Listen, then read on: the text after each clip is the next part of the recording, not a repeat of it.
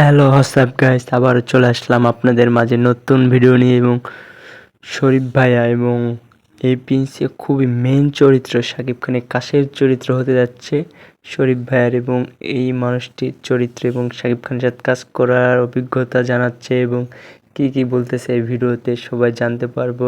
এবং শুনুন, আমি আপনাদেরকে একটা কথা বলি, ভিডিওটি যখন দেখতেছেন কেউ কেটে দেখবেন না এবং বুঝতে পারবেন না কমেন্ট বক্সে বলবেন।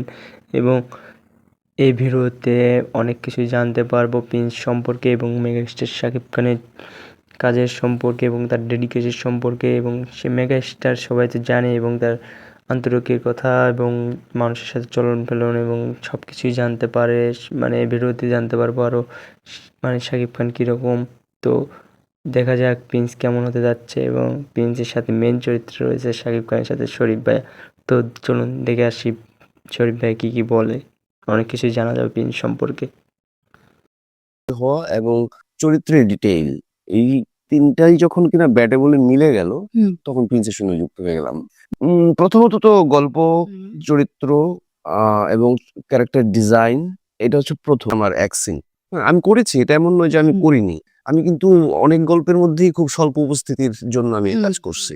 তো ফলে চরিত্র যদি আমাকে আকর্ষণ করে এবং যেভাবে চরিত্রটাকে দেখানো হবে আসলেই যদি সেটা সেভাবে দেখানোর চেষ্টা থাকে এবং আমি ওই চরিত্রটাকে যেভাবে দেখেছি সেইভাবে যদি পোর্ট্রে করার সুযোগ পাই, মনে হয় মানে কাজ করার আগে যদি মনে হয় যে না এটা পসিবল, এখানে মনে হয় এরকম করতে পারবো, তখন আমি রাজি হয়ে যাই। আর তোমার হচ্ছে এর বাইরে আমরা নিশ্চয়ই যেটা দেখি আমার শিডিউলের সঙ্গে মিলবে কিনা, এক। দ্বিতীয়ত হচ্ছে ক্যারেক্টার যতই আকর্ষণ করুক না কেন সেটা আমি আমার ক্যাপাবিলিটিস দিয়ে করতে পারবো কিনা। দেখা গেল হইলো যে ক্যারেক্টার মনে করো অনেক আকর্ষণ করছে তোমাকে, কিন্তু তুমি তোমার যে capabilities, you know your limitations, তুমি করতে পারবো কিনা সেটা তুমি জানো। তো আমি জানি যে আমি করতে পারবো কিনা, যখন আমি দেখি পুল অফ করতে পারবো তখন আমি ক্যারেক্টারটা করি। অবশ্যই এর বাইরে টাকা পয়সা। ছবি নিয়ে তো আলাদা করে বলার কিছু নাই। প্রথমত সাকিব ভাইয়ের ছবি, দ্বিতীয়ত এটা বড় একটা ছবি, গল্পের ডেপথ যেরকম, গল্পের আয়োজনও অনেক বড়। এবং সাকিব ভাইয়ের সাথে যারা যারা অভিনয় করেছেন, চরিত্র যতখানি লেংথেরই হোক না কেন, মোস্ট অফ দেম ভালো অভিনেতা অভিনেত্রী, সেটা ভারতের এবং বাংলাদেশের দুই দেশেরই। ফলে ছোট চরিত্র থেকে বড় চরিত্র পর্যন্ত যখন কিনা খুব অ্যাক্লেইমড অভিনেতা অভিনেত্রীরা কাজ করেন, তখন সবকিছু মিলে সেই ক্যানভাসটা আরো বড় হয়ে যায়। আমার ধারণা যে সাকিব ভাইয়ের বিগত ৩-৪ বছর ধরে বা ৫ বছর ধরে যে বড় বড় ছবিগুলো আমাদের মধ্যে অনেক বেশি আলোচনা তৈরি করছে, প্রিন্সও ওই আলোচনাকে ছাড়িয়ে যাবে। এটা শুধু জেনারেশনের দোষ দিয়ে তো আমরা আসলে পার পাবো না। কারণ ধরো যদি ব্রুটালিটি শুধু জেনজিদেরই পছন্দ হইতো তাহলে সারা পৃথিবীতে তো যুদ্ধ হইতো না। জেনজিরা যুদ্ধ করছে না নিশ্চয়ই। তো জেনজিরা দেখো একটা জেনারেশন যেভাবে তৈরি হয়েছে, ধরো পাবজি খেলে বড় হয়েছে, ফ্রি ফায়ার খেলে বড় হয়েছে, তো তারা তো তাদের নর্মাল জীবনেই এই ফাইটিংটা পছন্দ করে। তাদের একটা স্বপ্নের জায়গা হচ্ছে এরকম একটা ব্রুটাল ফাইট করা। এর বাইরে বাংলাদেশ সহ সাবকন্টিনেন্ট এবং তোমার হচ্ছে হলিউড বা সারা পৃথিবীতে গত ১০ বছর ধরে এই ব্রুটালিটির উপরে ছবি নির্মাণ হয়েছে অনেক বেশি। এক্স্যাক্টলি। ফলে একটা জেনারেশন চাইছে, অথবা তুমি জেনারেশনের উপরে চাপাই দিচ্ছ, সেটা একটা ভাইস ভার্সা কোয়েশ্চেন। তবে ফরচুনেটলি বাংলাদেশে অ্যাকশন ফিল্ম, আমি ব্রুটালিটির কথা না বলে আমি বলবো চাই একটা action film, action romantic thriller ঘরানার একটা ফিল্ম তৈরি করার যে একটা ধারা তৈরি হয়েছে গত ৩-৪ বছর ধরে, প্রিন্স সেই ধারাবাহিকতার মধ্যে একটা নতুন সংযোগ। তবে সেই সংযুক্তিটা অভিনব, মানে হচ্ছে ধরো এর আগে হয় সবাই দেখতে পারবে, সেটা তুমিও তখন কন্টেন্ট অনেক বানাতে পারবে, আমার সঙ্গে তুমি আবার আলাপ করতে পারো। কিন্তু তোমার হচ্ছে ধরো যদি আমাদের নির্মাতা এবং প্রযোজনা প্রতিষ্ঠান মনে করেন যে চরিত্রগুলোকে নিয়ে আলাদা করে প্রচার প্রচারণা করবেন, তখন হয়তো বা তোমার সাথে আগে আলাপ হবে, যে হচ্ছে এখন চরিত্রগুলোকে নিয়ে কথা বলছি, তুমি এসে কথাগুলো বলো। হ্যাঁ, চরিত্রের ধরন সম্পর্কে বলতে পারি কিন্তু ডিটেল বলতে পারবো না। আমি চাই পুরোটাই একটা সারপ্রাইজ হিসেবে থাকুক দর্শক। ওই প্রথমত ধরো আমরা যারা একটু ছোট আয়তনের ছবিতে অভিনয় করেছি বা ধরো ওটিটি বা বিভিন্ন ধরনের ফিল্মে অভিনয় করেছি, তাদের তুলনায় সেই সিনেমাগুলোর তুলনায় প্রিন্স একটা আলাদা অভিজ্ঞতা আমাদের জন্য, আমার জন্য ব্যক্তিগতভাবে। কারণ সাকিব ভাইয়ের সঙ্গে আমি কাজ করিনি এর আগে। একটা আকাঙ্ক্ষা ছিল মনের মধ্যে যে আমি সাকিব ভাইয়ের সঙ্গে যদি কাজ করতে পারি, তো ফরচুনেটলি আমি কিন্তু এই সুযোগটা পেয়ে গেলাম। এই সুযোগটা যারা তৈরি করে দিল, সেটা এই ডিরেক্টরের প্রথম ছবি, সেটা ওই প্রোডিউসারের প্রথম ছবি এবং শাকিব ভাইয়ের সাথে আমি সহ আরো অনেক অভিনেতাদের প্রথম ছবি। সো অনেক প্রথমের শুরু হচ্ছে প্রিন্স। তবে আহ, প্রথম ছবি হিসেবে আবু হায়াত মাহমুদ এবং শিরিন আপা যেভাবে এই বিষয়টাকে সামলেছেন, সেটা মানে অভাবিতপূর্ব, হয় না যে আগে কখনোই ভাবা ভাবা যায়নি পারবে কিনা তারা। মানে এত বড় একটা ক্যানভাসের ফিল্ম উইদাউট এনি এক্সপেরিয়েন্স, ফিল্মের এক্সপেরিয়েন্স ছাড়া যে ওনারা ঘটিয়ে ফেলবেন, সেইটা আমার কাছে বিস্ময়কর মনে হয়েছে। এক্সপেরিয়েন্স এইটাই যে জাস্ট বিশ্বাস করার মতো না।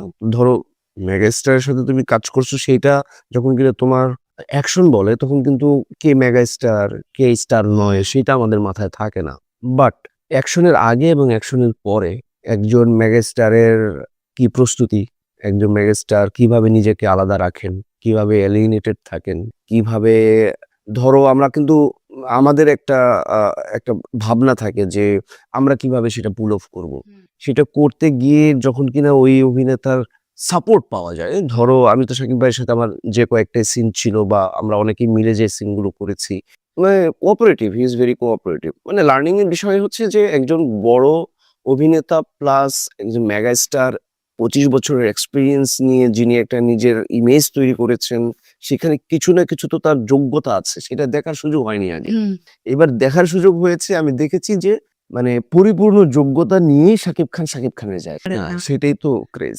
কারণ হচ্ছে দর্শক, তার যে ফ্যান্স, তারা যদি একটুখানি শোনে যে শাকিব খানের ছবি হচ্ছে, মানে ঘটনা এরকমও হয়েছে যে ধরো যে অমুক জায়গায় শাকিব ভাইয়ের ছবি হবে, আশেপাশের বাড়িতে ধরো আত্মীয় স্বজন বেড়াইতে চলে আসছে অন্য এলাকা থেকে, যে শুটিং দেখবে, তারা শাকিব খানের শুটিং দেখবে। এই ধরনেরও হয়েছে। তোমার ধরো লাস্ট যে কয়েকটা ছবির এক্সপিরিয়েন্স বাংলাদেশে শুটিং হয়েছে, সেগুলোর এক্সপিরিয়েন্স সেম। ফলে মানে হিউজ। আমার ওয়ার্কিং প্রসেসে কোনো পার্থক্য নাই। আমি হচ্ছে আমার একই তো, ধরো ক্যামেরা, অ্যাকশন, কাট, আর এর মধ্যে আমাকে আমার চরিত্র, আমার সংলাপ এবং সিচুয়েশন, এগুলোই মেনটেন করতে হয়। মূলত তুমি যেভাবে এক্সপোজিশন, যেটা তোমার হচ্ছে আউটপুট, সেইটাতেই আলাদা করে দেয়। মানে ধরো সেটা তোমার সিনেমা না ওটিটি, সেটা ওই আউটপুট আলাদা করে দেয়। কিন্তু অ্যাক্টিং লাইন আপ, আমি যদি সমান পরিমাণে মনোযোগী না হই, তাহলে সেটা হোক ওটিটি, সেটা হোক সিনেমা, কোনো কিছুই পার্থক্য করা যাবে না, আমি ফেইল। আচ্ছা। বাট আমি যদি সফল হই, সেটা তাদের এক্সপোজিশনের কারণে, ধরো সেটা সিনেমা হিসেবে এক্সপোজ হচ্ছে অথবা ওটিটি হিসেবে এক্সপোজ হচ্ছে, প্রকাশ পাচ্ছে, সেইটার কারণে আলাদা মনে হয়। আমার প্রসেস সেম, তবে সিনেমায় অ্যারেঞ্জমেন্ট বেশি থাকে ওটিটির তুলনায়। সিনেমাতে কম্পারেটিভ, আমি বড় ওটিটি গুলো করিনি, ধরো এমন এক্সট্রাকশনও তো ওটিটি, এরকম আর অনেক ছবি তো আছে ওটিটি বিশাল অ্যারেঞ্জমেন্টের। তো বিশাল অ্যারেঞ্জমেন্টের ওটিটির যেহেতু আমি করিনি, তার তুলনায় বড় অ্যারেঞ্জমেন্টের সিনেমা করার এক্সপিরিয়েন্স একেবারেই আলাদা। তবে বড় অ্যারেঞ্জমেন্টে ধরো ছোট নদীতে তুমি যদি সাঁতরাও, আর যদি সাগরের মোহনার মধ্য দিয়ে তুমি যদি সাঁতরাও, তাহলে তোমার এক্সপিরিয়েন্স। হ্যালো গাইস, তো কি বুঝতে পারলেন? শরীফ ভাই ভিডিওতে অনেক কিছুই বলছে। তো আপনার যা যা বুঝতে পারলেন কমেন্ট বক্সে বলবেন, এবং যা যা আমার কথায় বুঝতে পারেন নাই তারাও কমেন্ট বক্সে বলবেন, এবং কোথায় কোথায় ভুল হলো তাও বলবেন। তো আপনারা আমাকে সাবস্ক্রাইব করে রাখুন, এবং নতুন নতুন ভিডিও পেতে কমেন্ট বক্সে বলুন, এবং আরও নতুন আপডেট দেবো আপনাদেরকে, সত্য সত্য নিউজ দেবো। তো চ্যানেলটি এখনই সাবস্ক্রাইব করুন, দেরি করতেছেন কেন? সবাই ভালো থাকবেন, সুস্থ থাকবেন। আল্লাহ হাফেজ, টাটা, বাই বাই।